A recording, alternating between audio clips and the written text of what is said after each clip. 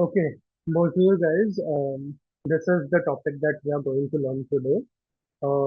Basically आज आपण बघणार आहोत की फ्रेंच मध्ये स्वतःला इंट्रोड्यूस कसं करायचं, which in French is known as स प्रेझोन्टे. ओके, स प्रेझोन्टे. How to introduce yourself in French. So for this topic, we are going to use a few themes that we have already learned so far. आणि काही अशा गोष्टी पण आहेत जे आपण पुढच्या लेक्चर्स मध्ये शिकूया. Okay. So, moving on to the first sentence,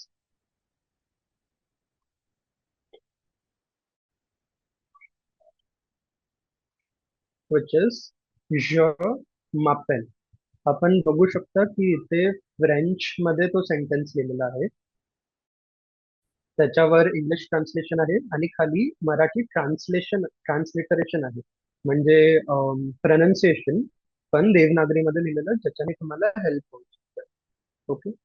so pay attention to this spelling. ज, जे, ई.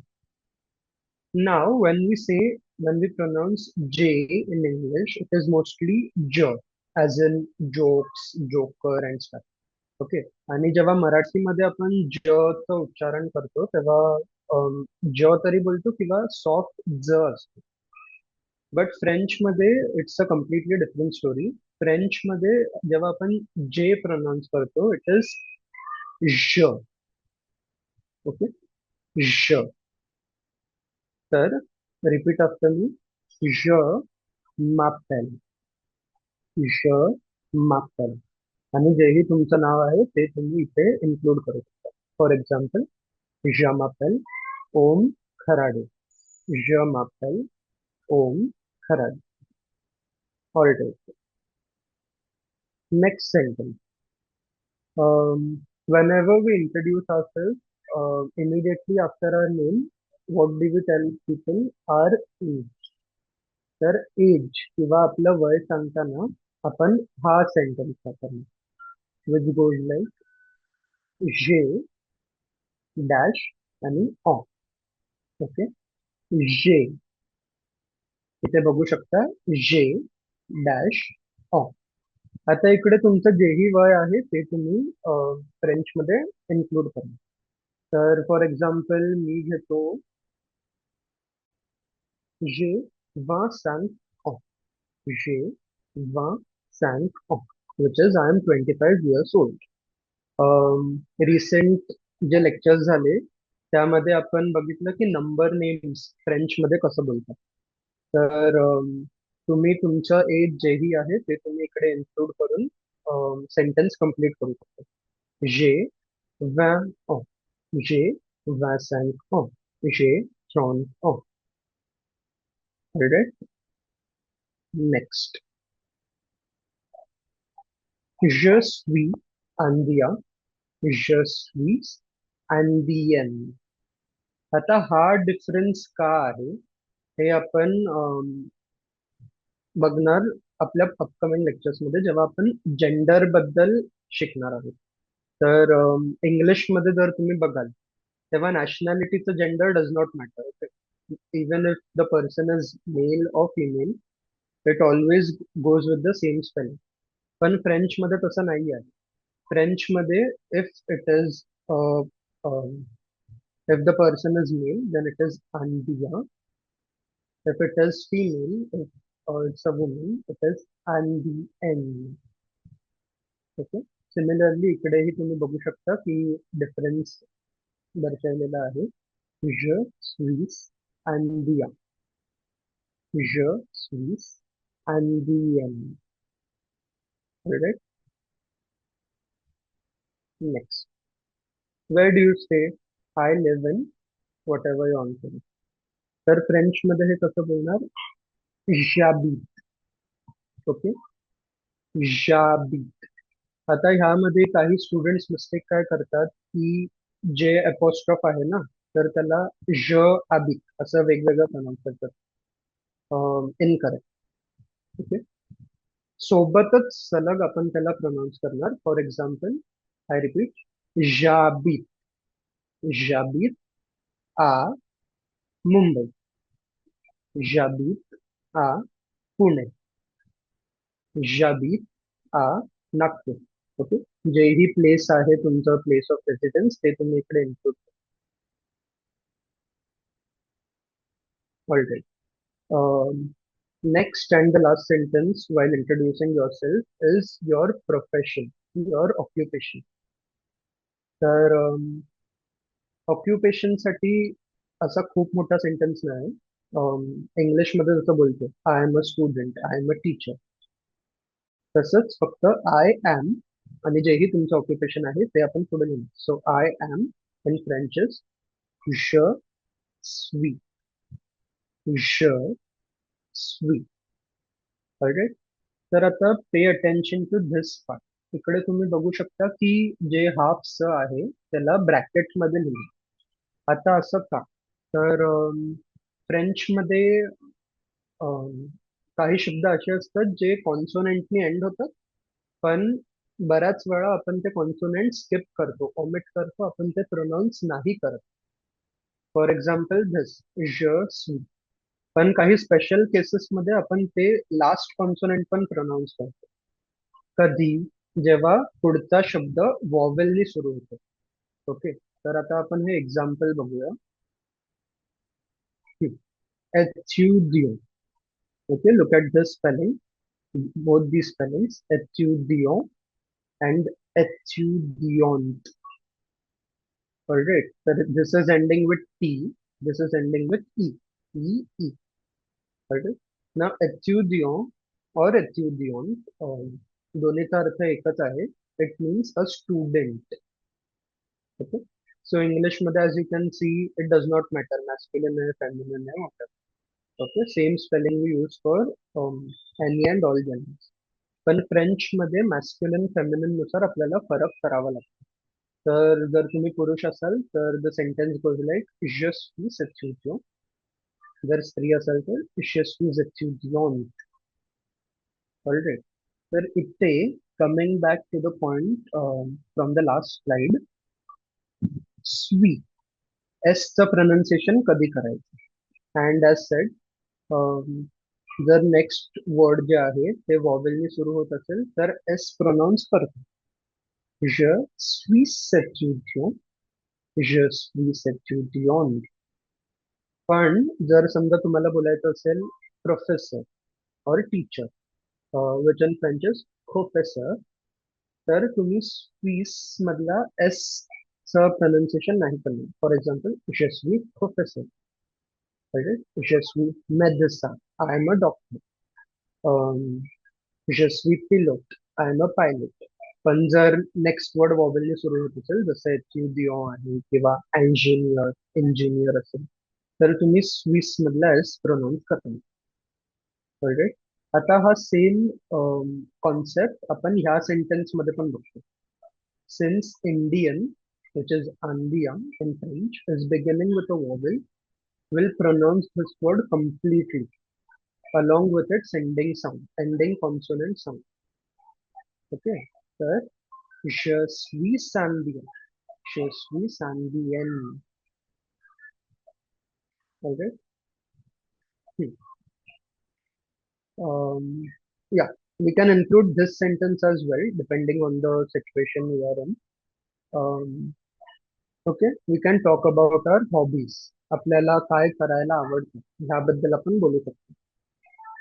मग हे कसं बोलतात? Again, je aime, je aime.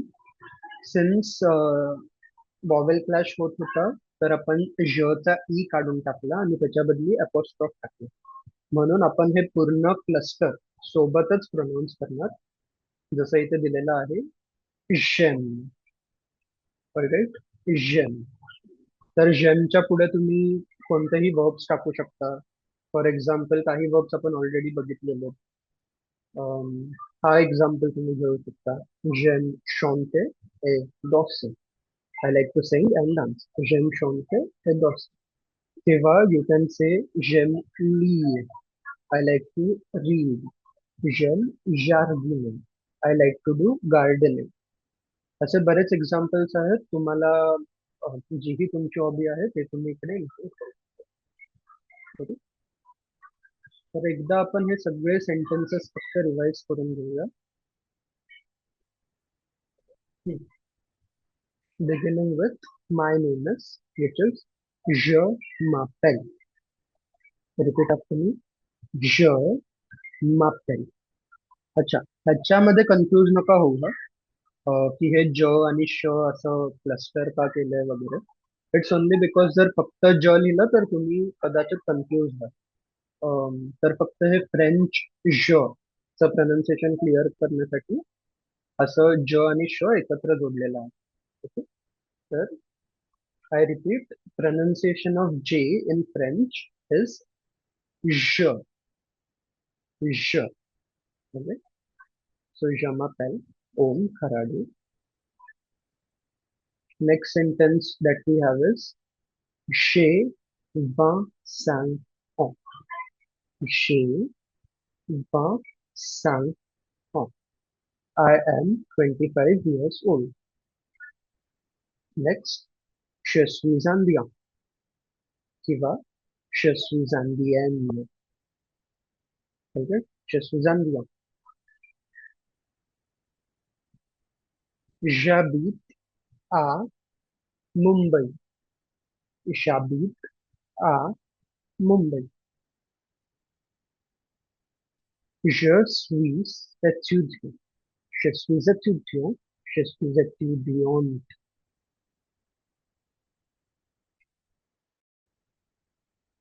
And lastly, j'aime chanter et danser. J'aime chanter et danser. Alright? तर basic introduction जेव्हा आपण देतो, जी सध्या आपली लेवल आहे फ्रेंचमध्ये A1.1, तेव्हा this much is enough. No need to talk about your future aspirations and all. ते आपण थोड्या ॲडव्हान्स लेवल्समध्ये पण कव्हर अप करू शकतो. सध्यासाठी whatever basic information you'd like to give about yourself, alright, your hobbies वगैरे ते तुम्ही इन्क्लूड करू शकता. अच्छा, now when you're introducing yourself to someone, तुम्ही रँडमली जाऊन तर नाही बोलणार ना माझं नाव ओम आहे वगैरे. अम, आपण सॅल्युटेशनने सुरू करतो. ऑलराईट, तर सॅल्युटेशन काही आहेत जे आपण रिवाइज करू शकता. पण ओपनिंग साठी मोस्टली तुम्ही हे दोन शब्द वापरू शकता. बोजू किंवा साली. Repeat after me. बोजू, साली. तर ह्याच्यामध्ये पण तुम्ही बघू शकता फ्रेंच जे चं pronunciation is quite different than English G. Okay. It is बोजू. आणि लास्ट स्टार पण थोडा रोल्ड असला पाहिजे आणि सॉफ्ट एकदम. बोजू म्हणजे. आणि साली. अच्छा, ह्यामध्ये एक खूप खूप खूप इम्पॉर्टंट फरक आहे. दॅट बीइंग बोंजूर is used in formal situations and साली is used in informal situation. Alright, बरेच इतर ऑप्शन्स पण आहेत इनफॉर्मल मध्ये, पण साली is the most common one, so will stick to that. Bonjour, as we have already seen, means multiple things. It can mean hello, it can mean good morning, good day. Alright? पण जेव्हा तुम्ही कोणाला भेटता तेव्हा तुम्ही कधीही irrespective of the time of the day तुम्ही bonjour बोलू शकता. मोस्टली लेट इव्हनिंग्स नाईटला बॉन्जूरच्या बदली बॉन्सॉयर बोलतात, but this is also fine जर तुम्ही वापरलं. आणि साल्यू फक्त तेव्हाच वापरणार जेव्हा तुम्ही तुमच्या फॅमिली मेंबर्स किंवा एकदम क्लोज फॅमिली मेंबर्स किंवा क्लोज फ्रेंड्स वगैरे सोबत बोलत असाल. ऑलरेडी तुम्ही तुमच्या टीचरला किंवा तुमच्या प्रोफेशनल सेटिंग्स मध्ये साल्यू नाही वापरू शकत. साल्यू is extremely informal. Stick to बॉन्ड्री. म्हणजे. आणि जेव्हा आपल्याला कॉन्व्हर्सेशन क्लोज करायचं असतं, तुम्ही तुमचं इंट्रोडक्शन दिलं हॉबीज पर्यंत किंवा फक्त तुम्ही कुठे राहतात तोपर्यंत सांगितलं, तर तुम्ही हे दोघांपैकी एक वापरू शकता किंवा दोन्हीही वापरलं तरी चालेल. Not a problem. First one is enchanté. Repeat after me. Enchanté. which means nice to meet you किंवा nice meeting you. And the second one is merci. Merci. आता ह्याच्यामध्ये मराठीमध्ये तुम्ही बघू शकता की फक्त रफार दिलेला आहे. बट पे अटेन्शन, रफार दिल्यामुळे तुम्ही मराठी र चं प्रोनाउन्सिएशन करू शकता. अम, ही चूक होऊ शकते तुमच्याकडून.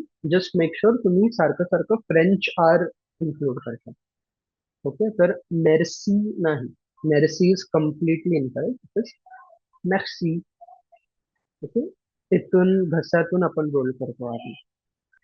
कळलं? तर enchanté, merci. Alright. With this, we are done with our basic introduction, how to introduce yourself in French. Como तो सब है जानते हैं आप से.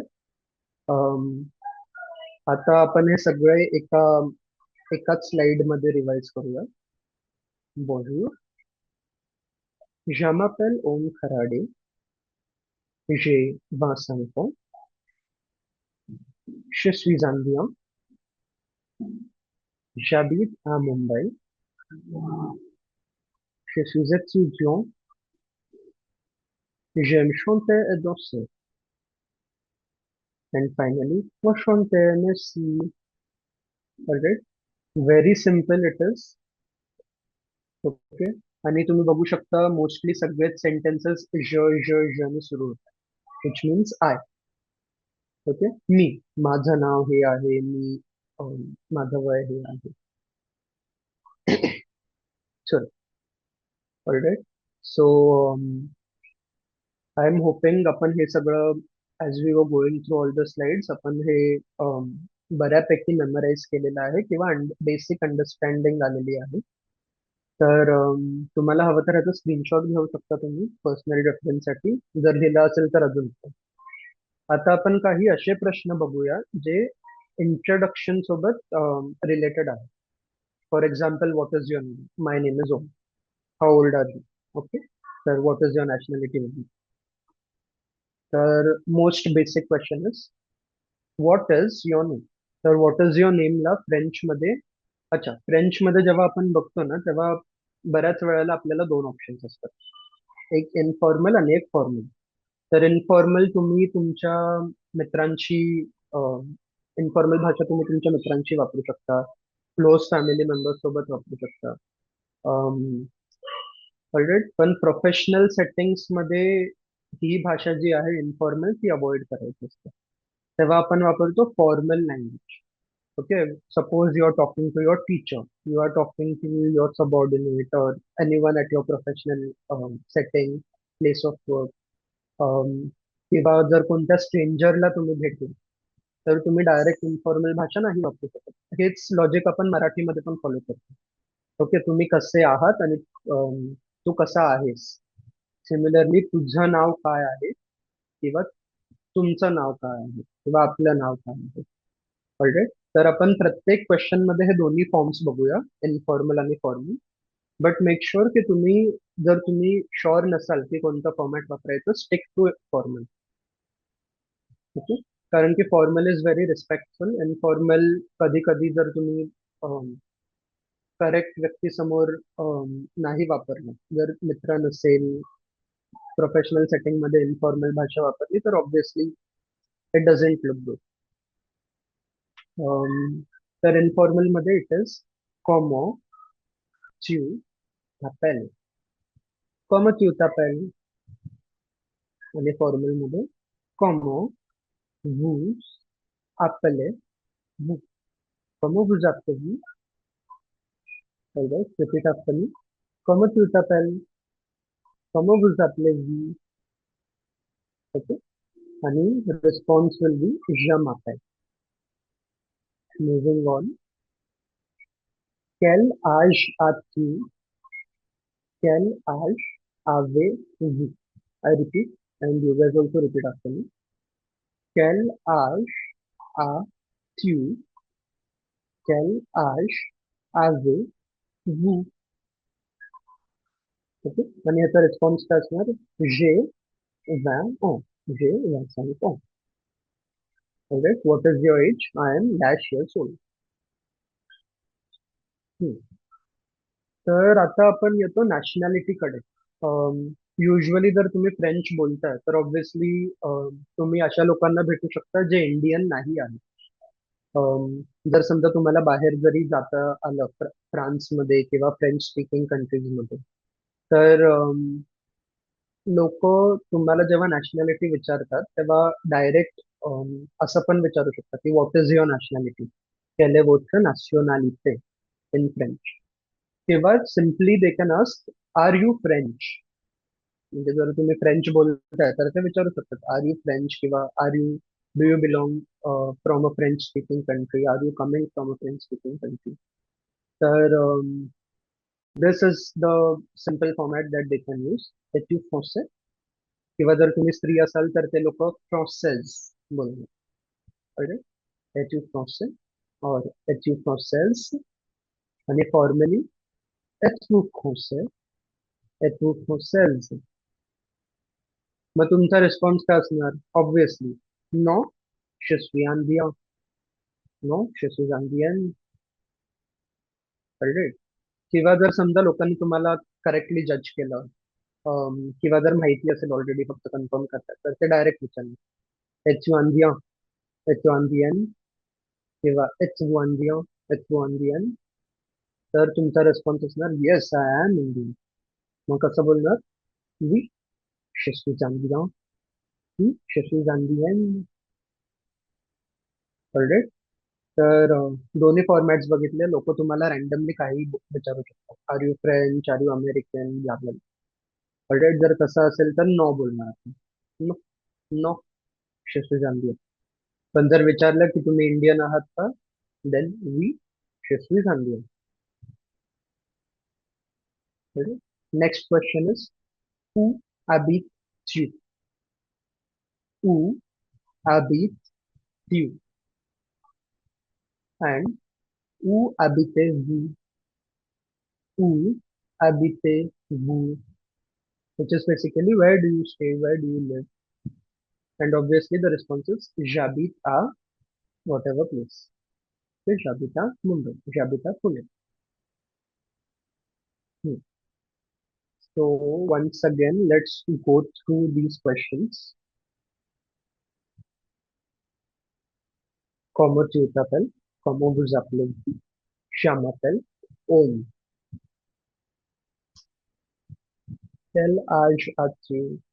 Quel âge avez-vous? J'ai 25 ans. Es-tu français? Non, je suis indien. Es-tu indien? Es-tu indien? Oui, je suis indien. अच्छा, हे bracket मध्ये जे आहे ना, ते जर तुम्ही स्त्री असाल तर ऑब्व्हियसली तुम्ही ऍड करून तसंच कन्व्हर्स करायचं. अंदियन, वी, शिस्वीज अंदियन. तू अभिच्यू, तू अभितवी, शाबित आ मुंबई. Alright. So with this, we are done with our basic introduction in French. आपण काही सेंटेन्सेस पण बघितले आणि त्याचं फुल फॉर्मेशन म्हणजे काय सिक्वेन्स मध्ये असलं पाहिजे तेही तुमच्याकडे आहे. आता let's do one thing. Will all do this activity. Pairs मध्ये करायची आहे ऍक्टिव्हिटी. दोन दोन लोक सोबत करूया आणि प्रत्येक पेअरला 4 ते 5 मिनिटं मिळेल. आता तुम्हाला काय करायचं आहे, I give you 5 to 10 more minutes. तुम्ही गो थ्रू करा पूर्ण प्रेझेंटेशन, तुमचे नोट्स अँड प्रेझेंटेशन, आणि make sure you memorise those sentences आणि क्वेश्चन्स पण. मग काय करणार माहिती आपण, पेअर्स मध्ये आपण मायसेल्फ किंवा स्वतःचं इंट्रोडक्शन तर देणार, पण तुम्ही तुमच्या पार्टनरला क्वेश्चन्सही विचारू शकता. फॉर एक्झाम्पल, कॉमर्स येत असेल, किंवा ऊ अभिची, what is your name, where do you stay, आणि तसं समोरच्या व्यक्तीला आन्सर करायचं. Alright, so let's do this.